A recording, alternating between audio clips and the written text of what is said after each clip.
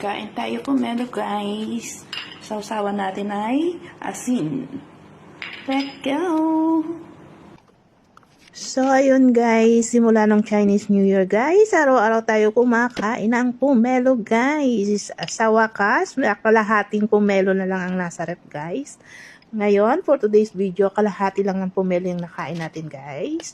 Kain tayong pomelo bago matulog ngayong hapon.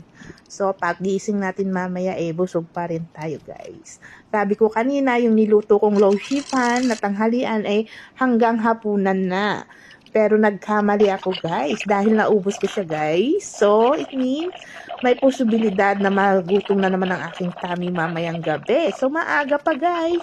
Ngayon ay alas 4:40 pa lamang. So, bago tayo matulog, kumain tayo ng pomelo para pagkising mamaya. Tignan natin kung magugutom tayo. Tignan din natin kung magluluto tayo guys. So, ayun guys. Pero may naisip na akong ulam para mamaya. Ginisang toge na may tokwa.